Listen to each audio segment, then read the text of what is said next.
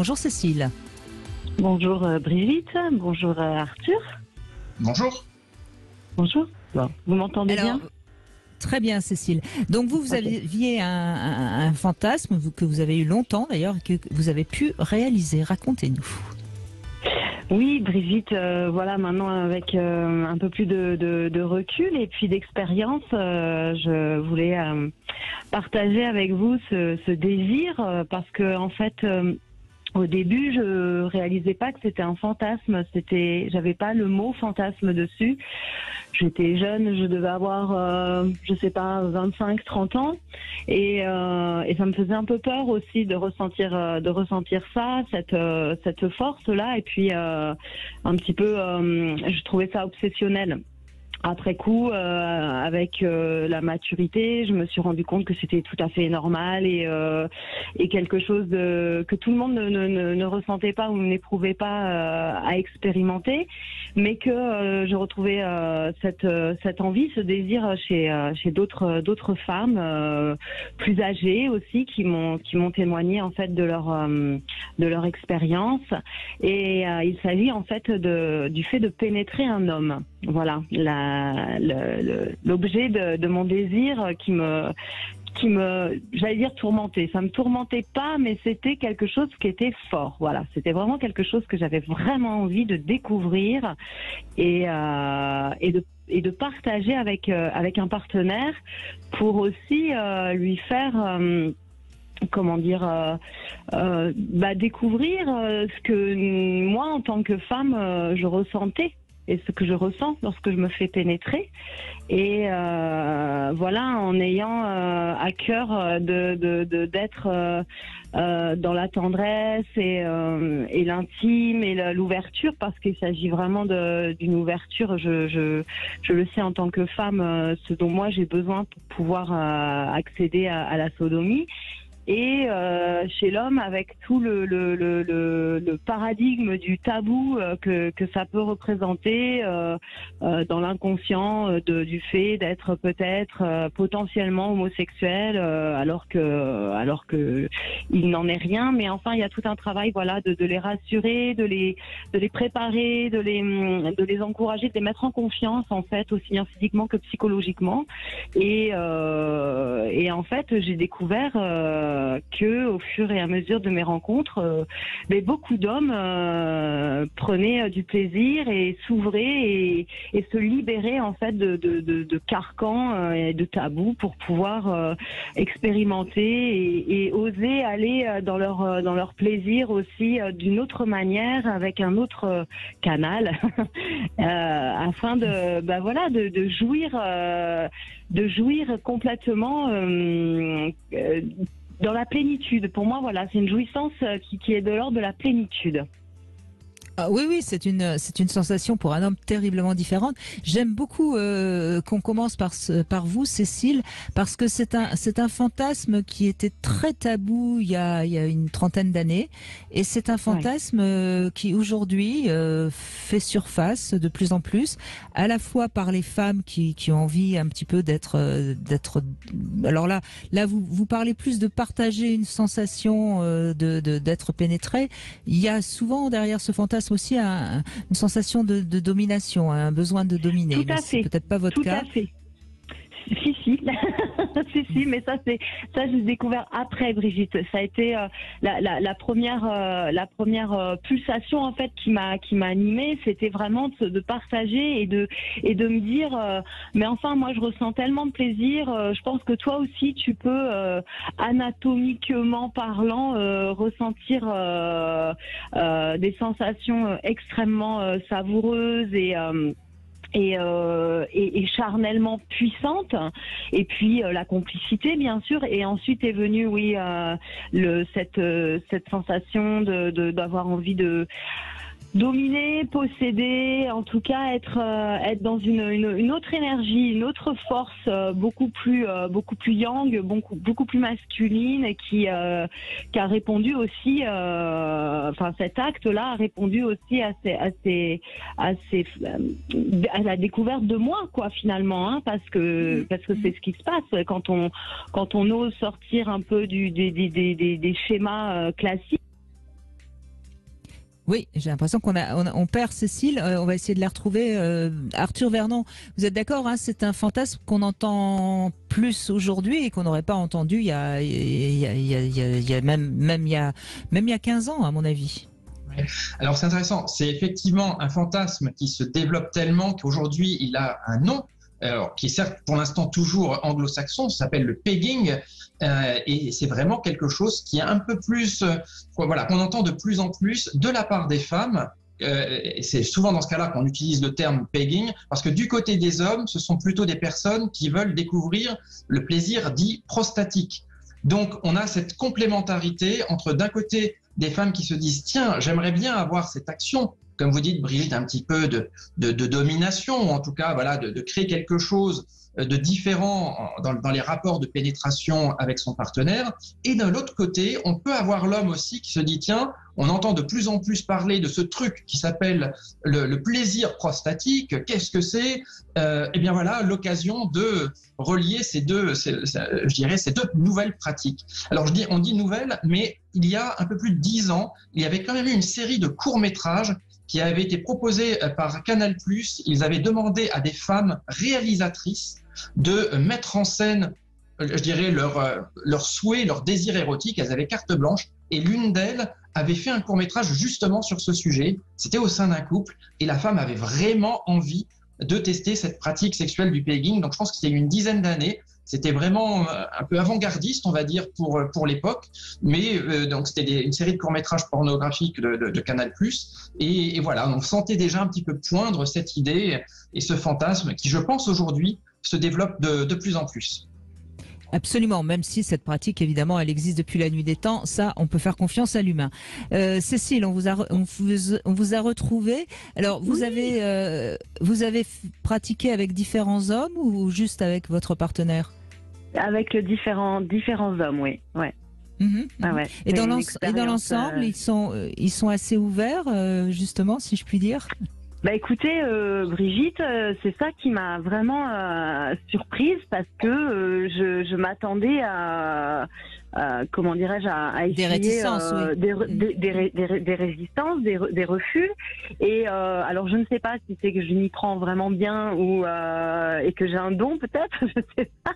Mais en tout cas, les différents partenaires avec qui j'ai pu expérimenter, découvrir, ont été accueillants dans ma demande et complices et reconnaissants aussi. Et c'est très touchant. C'est très touchant d'avoir un homme. Mais alors, comment vous faites? Vous utilisez un god ceinture ou bien vous prenez des plugs?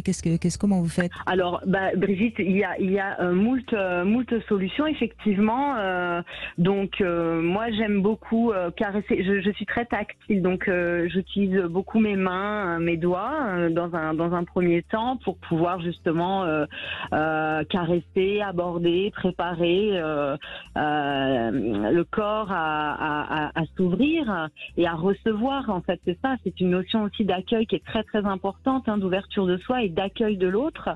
Et ensuite, j'ai pu avec des sextoys commencer, voilà, la pénétration et au fur et à mesure avec différents partenaires oser passer jusqu'au god ceinture et là c'est une toute autre en fait posture finalement puisque le fait d'avoir les mains libres et cette ceinture autour de la taille qui voilà avec un pénis érigé entre les cuisses là oui il y a une sensation, enfin moi en tout cas j'ai ressenti plusieurs fois cette sensation de domination et de puissance, exactement et de me dire mais c'est ça peut-être que ressent l'homme en fait avec son pénis et du coup aussi de mieux le comprendre finalement, de mieux le comprendre et d'aborder du coup la sexualité dans la communication avec beaucoup plus d'ouverture et de compréhension de l'autre et de pouvoir exprimer davantage mes propres besoins finalement. C'est une expérience très très enrichissante je trouve.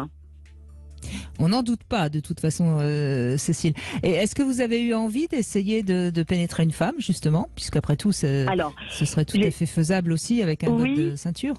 Tout à fait, tout à fait. Alors j'ai eu aussi comment dirais-je, le désir de faire l'amour avec une femme, voire même plusieurs. Et alors c'était étonnant parce que je n'ai pas ressenti le besoin de la pénétrer, mais j'ai ressenti le besoin de me faire pénétrer par elle avec un god ceinture. C'était assez perturbant et très très intéressant aussi pour plein d'autres choses. Oui, ça montre bien toute la dimension intime du fantasme. C'est-à-dire que pénétrer un homme, c'est quelque part renverser les rôles, c'est peut-être prendre un petit peu la mesure de ce que c'est que d'être pénétré par un homme, etc. C'est inverser les rôles en quelque sorte. Oui. Pénétrer une femme, finalement, ça n'aurait pas beaucoup de sens pour vous, parce que ça voudrait dire que quelque part vous avez envie de dominer une femme, mais non, a priori non, vous préférez à ce moment-là être dominé par une femme. Vous voyez, on voit bien, Arthur Vernon, comment le fantasme finalement répond de ce que l'on a au plus profond de soi. Oui, et on voit aussi un autre aspect, parfois on va dire un peu méconnu, surtout du côté masculin de la sexualité, ou de la relation sexuelle, qui est vraiment l'aspect, je dirais, intellectuel.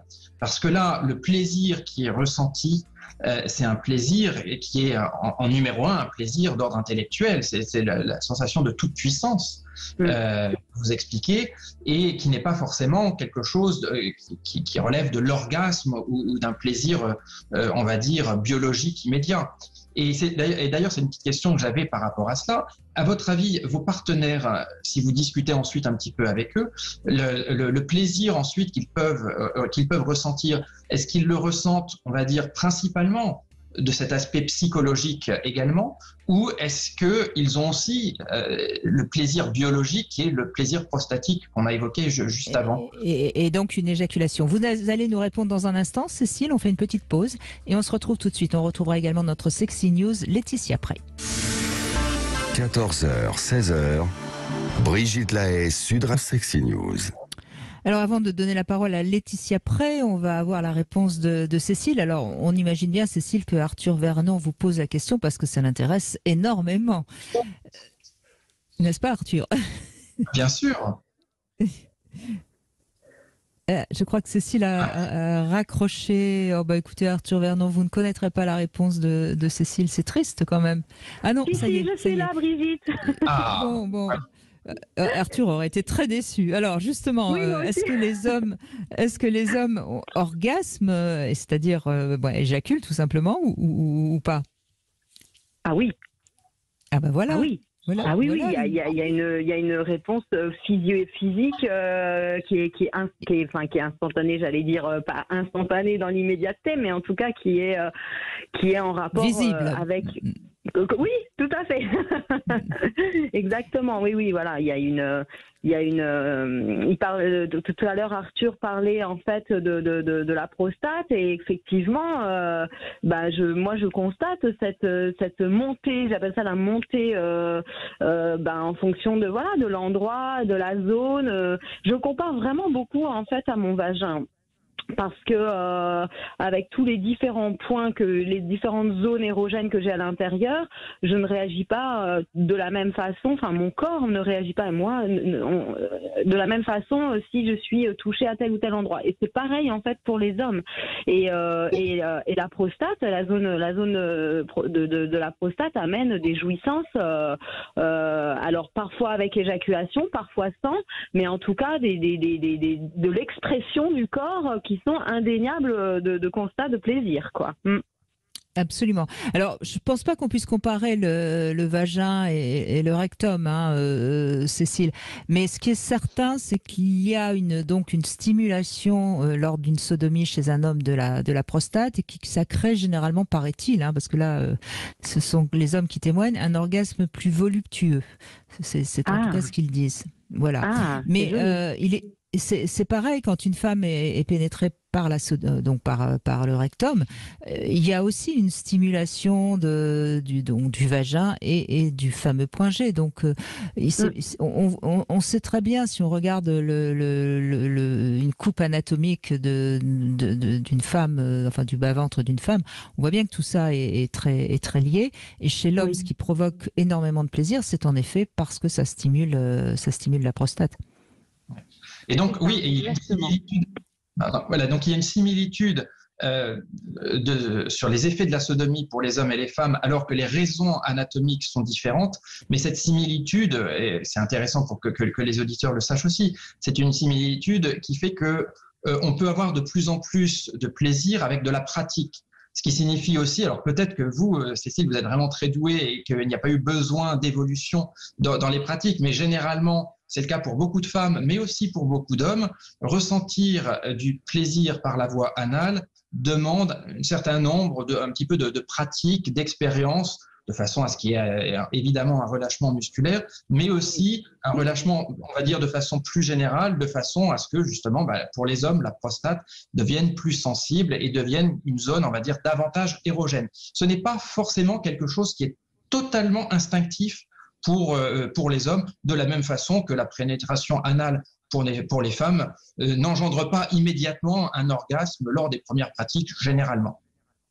C'est-à-dire que c'est toujours pareil, si on est un peu contracté, si on a peur d'avoir mal, il n'y a pas de lâcher prise, et en effet, de ce fait-là, ça peut être douloureux, ça peut même être difficile. Donc, mais quand ça passe tout seul, si je puis dire, ça peut être en effet très orgasmique. Écoutez, merci Cécile de tous ces renseignements. Merci à vous, merci de pouvoir nous permettre de nous exprimer, de libérer la parole. Moi, c'est quelque chose que que je mets en œuvre quasiment quotidiennement avec mes amis, mes enfants, de pouvoir simplement oser. Mais absolument. Et vous y avez largement contribué aujourd'hui, je vous le confirme, Cécile. Bon, merci, c'est avec un grand plaisir. Je vous en prie. Et je vois Laetitia Prey qui est